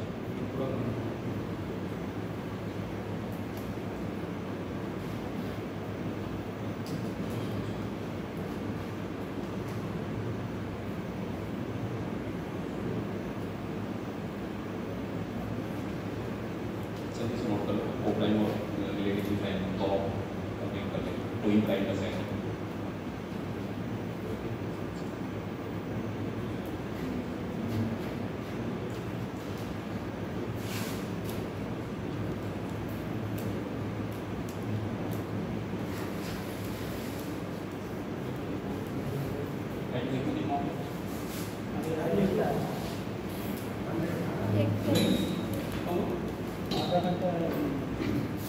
पंद्रह मिनट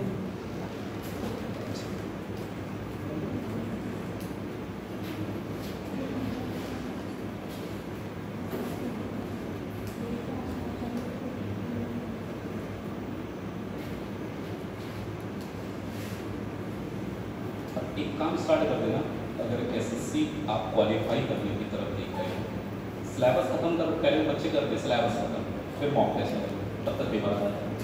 मॉक टेस्ट अभी से लगा, मॉक टेस्ट कोई जरूरी थोड़ा है तो नहीं आता, ठीक है, बस 1 घंटे बैठने की आदत भी तो होनी चाहिए। बच्चा 1 घंटा बैठ नहीं पाता पेपर में, परेशान हो जाता है। तो आप जब बैठेंगे तो कुछ चीज़ें सीखेंगे, रीजनिंग को ऐसा आप मॉक लगाएंगे ना तो आपको और ज़्यादा इम्प्रूव होगी, स्पीड बढ़ेगी, बार बार चीज़ें आने के सामने।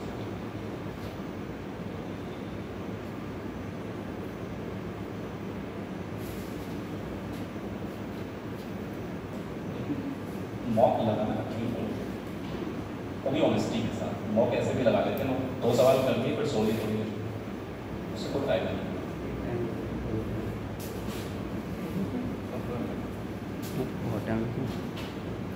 हो गया बोल, नीचे वाला ऊपर वाला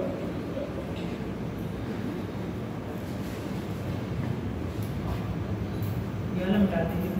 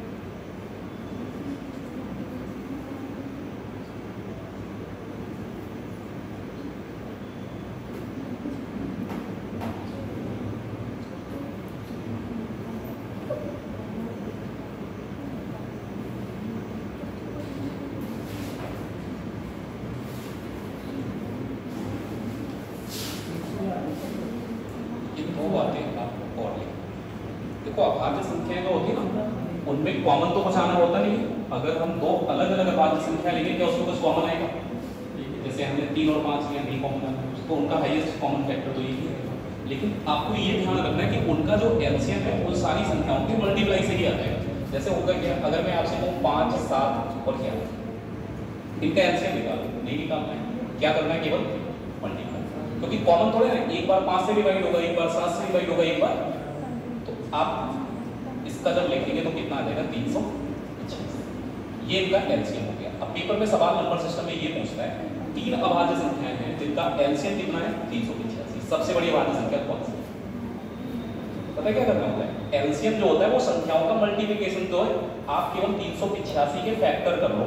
एक बार 5 से कट जाएगा, एक बार 7 से कट जाएगा और एक बार 11 से कट जाएगा। तो 3 संख्याएं कौन कौन सी? 5 होगी, 7 होगी और सबसे बड़ी कौन सी होगी? ऐसे सवाल पूछ लेता है, तो इसलिए मैंने कहा देखिए।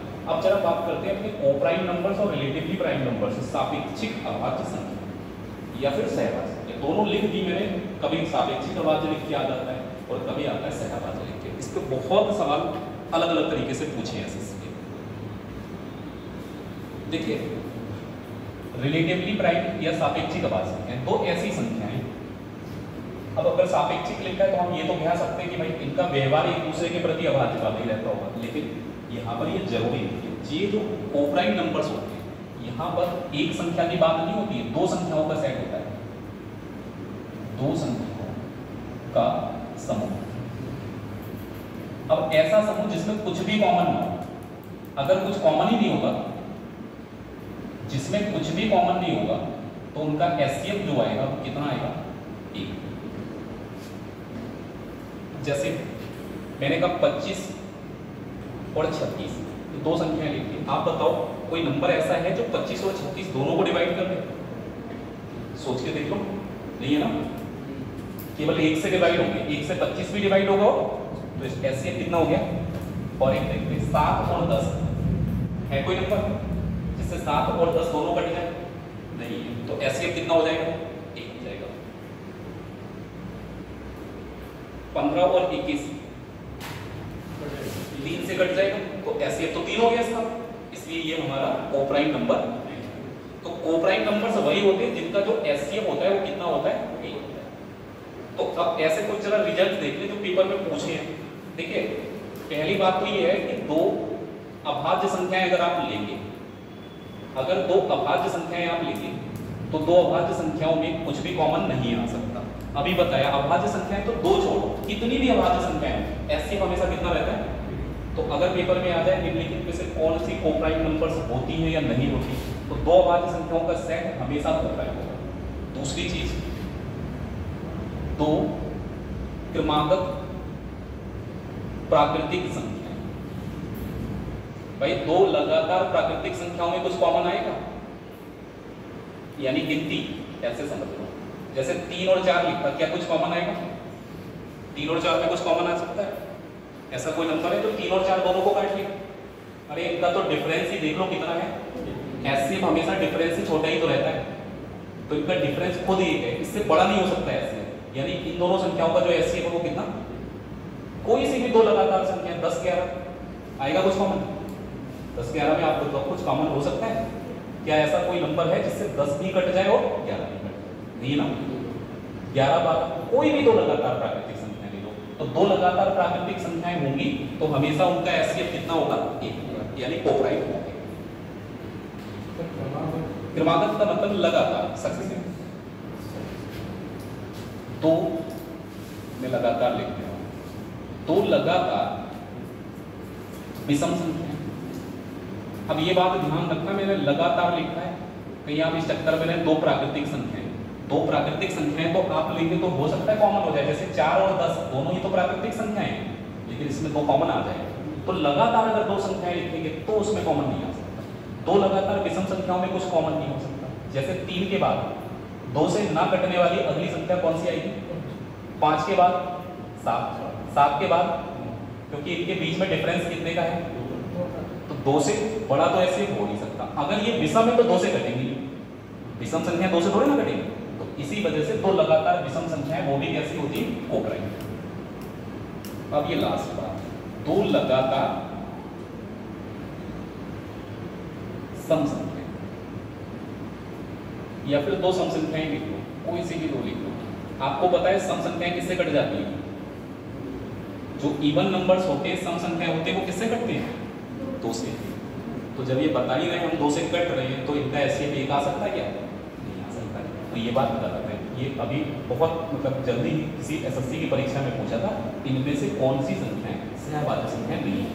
तो ऑप्शन था दो सम संख्याएं कभी सहभाज्य नहीं हो सकती, आपकी दो लगातार प्राकृतिक संख्याएं, दो अभाज्य संख्याएं, दो विषम संख्याएं लगातार लगाना यहाँ जरूरी है, क्योंकि अगर आप लगातार संख्या में लेंगे तो गड़बड़ हो जाएगा। जैसे 15 और 21 है, दोनों भी सम है, लेकिन 3 से कट जाएंगे, है ना? चलो, अब एक चीज आपने कभी पढ़ी होगी कि दो संख्याएं अगर होती है कभी, तो उनका मल्टीप्लिकेशन यानी गुणनफल हमेशा बराबर होता है उनके एलसीएम और उनके एचसीएफ। लासा और मासा के गुणनफल के बराबर रहता है दो संख्याओं का गुणनफल, ये पढ़ा होगा नहीं? अब एचसीएफ आपने जान लिया इनका कितना है? 1, तो 1 से गुणा करके कोई फर्क पड़ना है? इसका मतलब जो एचसीएफ है वो अगर 1 है दो संख्याओं का, तो एलसीएम उन दोनों की गुणन से आ जाएगा।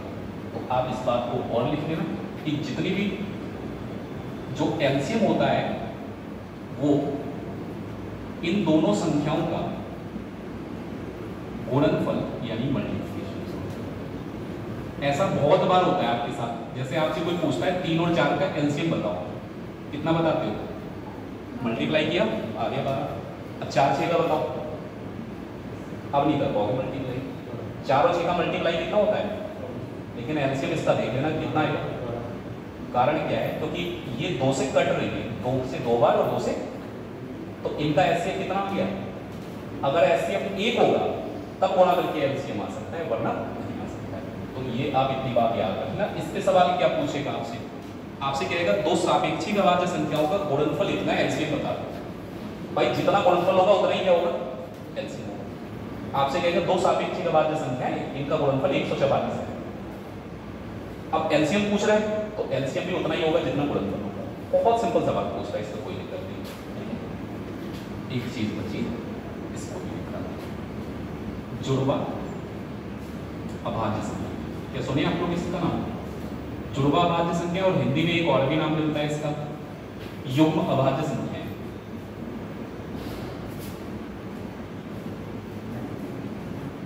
इंग्लिश में हम लोग इसको क्या बोलते हैं? Twin prime numbers.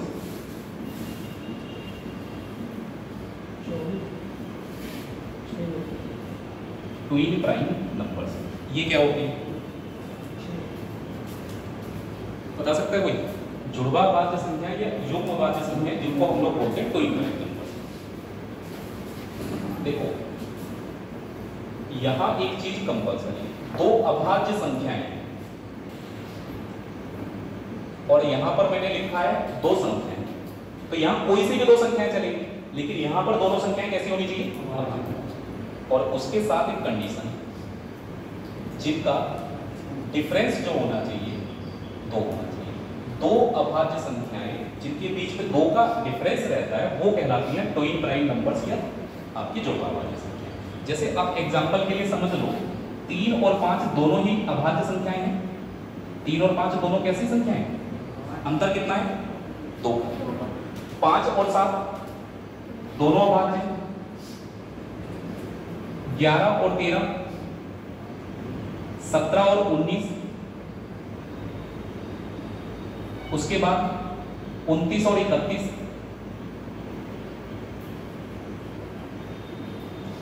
उसके बाद 41 और 43, 59 और 61, 71 और 73।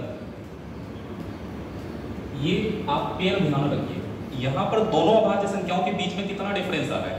2 का डिफरेंस आ रहा है। तो ये सभी कैसी संख्याएं हैं? जुड़वा अभाज्य संख्या। ये पेयर जुड़वा अभाज्य संख्याओं के पेयर कहलाते हैं। आपसे पूछता है, या तो ये पूछ लेगा इनमें से जुड़वा अभाज्य संख्याएं कौन सी, तो आप देखना दो अभाज्य संख्याओं का डिफरेंस 2 होना चाहिए, ठीक है। अब अगर आपसे मैं ये पूछ लूं 1 से 100 तक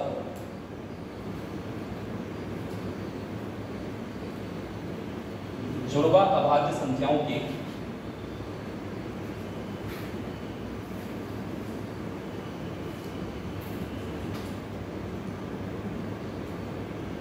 कितने पेयर हैं, मतलब 1 से 100 तक कितने ऐसे पेयर हैं अभाज्य संख्याओं के जिनका डिफरेंस 2 होगा। वो मैंने सारे लिख दिए। कुल कितने पेयर हैं? 1 2 3 4 5 6 7 टोटल पेयर 1 से 100 तक जो है ना वो 8 है। 8 ही ऐसे पेयर हैं जिनमें डिफरेंस 2 का मिलेगा और कहीं नहीं मिलेगा। 100 और 200 में भी लिख लो। 100 से 200 तक कितने हो जाएंगे? 8 ही और हो जाएंगे? नहीं। 100 से 200 तक अगर मैं आपसे पूछूं कुल जुड़वा भाज्य संख्याओं के पेयर तो 7। जितना आगे बढ़ेंगे संख्या घटती जाती है। पहले 8 पेयर थे, अगले 100 में 7 ही हुए, अगले में और कम हो जाएंगे। तो जो पेयर है ये भी याद रख लेना, क्योंकि पूछ लेता है 1 से 100 तक जुड़वा भाज्य संख्याओं के पेयर कितने, तो 8 जोड़े हैं वो मैंने लिख दिए। 100 और 200 के बीच में पूछे तो 7 ही लिख लीजिए आप इसको।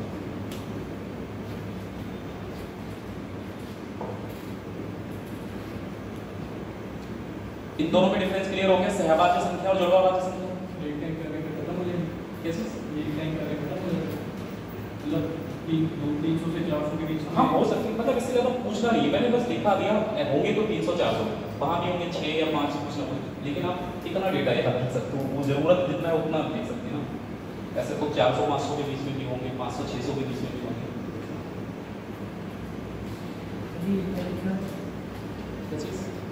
ये जिनका डिफरेंस अंतर, जिनका अंतर कितना होना चाहिए? 2 होना चाहिए।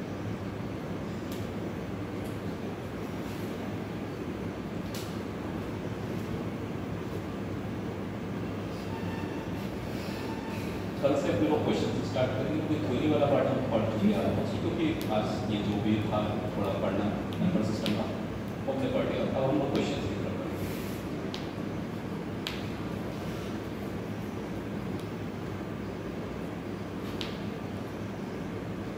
बाकी अब जैसे चैप्टर पढ़ते हैं क्वेश्चन लगाइए, अगर कोई दिक्कत लगे तो आप पूछिएगा।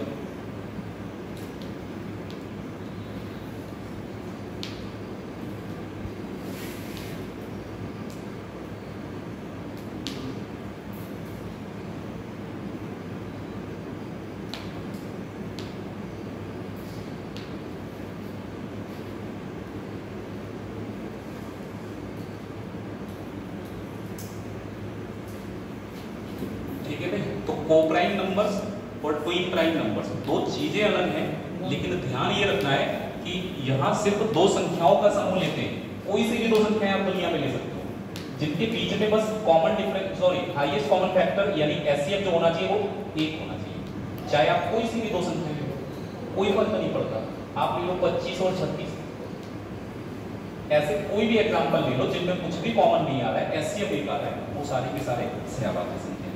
लेकिन अगर बात कोई पूछे जुड़वा भाज्य संख्याएं बताइए, तो इस बात का ध्यान रखना है दोनों संख्याएं कैसी होनी चाहिए और अंतर होना चाहिए, जैसे कि ये लिखते हैं। और ऐसे 1 से 100 तक पेयर 8 है और 100 और 200 के बीच में 7 है। इतना याद रखें ना, जरूरत पड़ेगी तो काम में आ जाएगा। बाकी ऐसा नहीं है कि बैठ के 1000 तक गिनते रहे कितने पेयर है, वो नहीं करना है आपको, इतना ज्यादा जरूरत नहीं है।